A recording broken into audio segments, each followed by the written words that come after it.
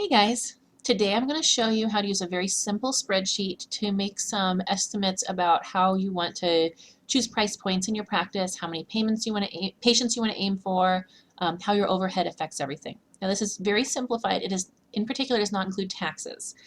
Taxes are complicated. I do have for myself a more complicated spreadsheet that includes my self-employment tax because I'm an LLC, so I'm doing self-employment tax, my income tax, my maximum I can put into my SEP IRA every month, and so there's lots of moving parts. So I wanted to show you a very simple one for starters, so that this is kind of before you get started, you're just trying to make some plans and goals.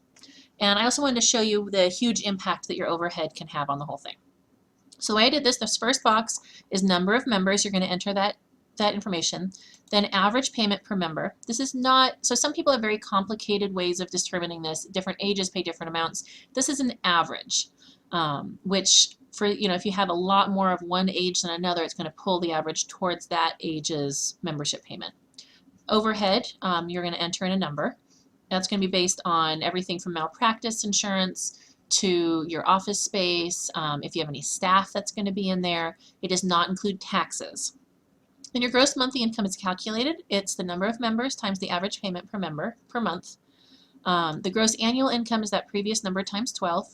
The net monthly before taxes is the gross monthly minus the overhead. And the net annual is the gross annual minus the annual overhead. So let's kind of play with this.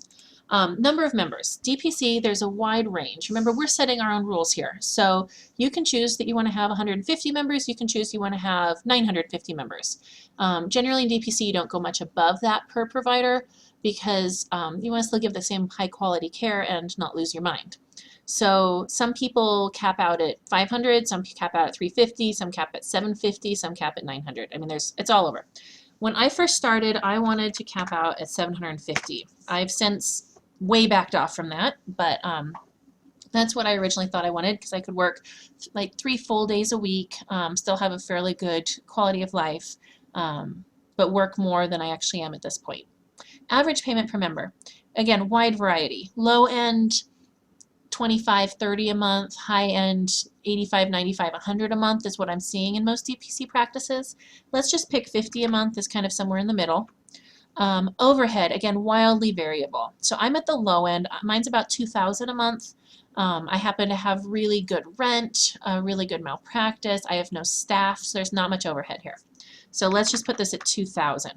Now I have a smaller practice, so people would say, well, isn't your overhead going to go up? Most of it's not going to. I'm not in my office most days, or at least most of the day.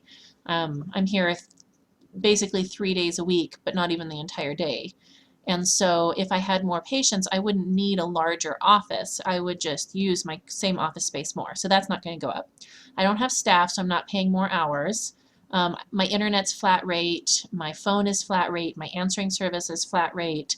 I'd go through more gloves. I'd go through more tongue depressors, more ear swabs, but those are not going to significantly increase my overhead. So let's just say, for the sake of taking all that into consideration, my malpractice would go up a little bit. Let's say if I tripled my members, I'd go from 2,000 to 3,000 for overhead. So you can see having that low overhead really, really helps. I'm not working this much, and my average payment per member is a little bit lower than that, so I'm not actually making $414,000 a year. Working very part-time. That would be awesome, but if not. But you can see here, gross monthly overhead would be $37,500 if you use these numbers. Now let's say I wanted to have a spa-like atmosphere here. I had really gorgeous office. Maybe I had a bunch of staff to come and fawn over you when you walked in. Let's just say my overhead is more than double, really more than triple what it actually is. So that would definitely lower my income, but honestly not to a horrible level. So let's, in order to show you the importance of overhead, let's get more closer to my actual numbers. So I have a smaller number of members now. I'm not quite to 350. So let's play with this. And let's actually move this down a little bit. I want to give you some tighter parameters here.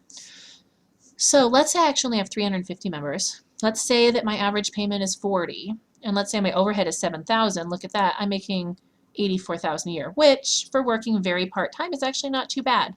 But let's say I wanted to make a lot more money. You know, 350 members, I can totally do 2,000 a month overhead. I know that. Whoa, look at that. So just cutting down my overhead, I went from 80 something thousand a year to 144,000 a year. So just by cutting that overhead down, I almost doubled my income. So this is something really important to consider as you go into it, is what is actually important to have overhead-wise. If you love having staff, or if you just don't think you can handle things yourself, you're going to have to work more and have more members, or have a higher monthly payment per member in order to make that overhead. So these are just some things to play with as you're deciding how you're going to set up your practice. It's hard. No one can give you these are the actual expenses because they're so variable. My practice is very compact, and I don't have a lot of stuff. Things that other people say are absolutely necessary, I don't have.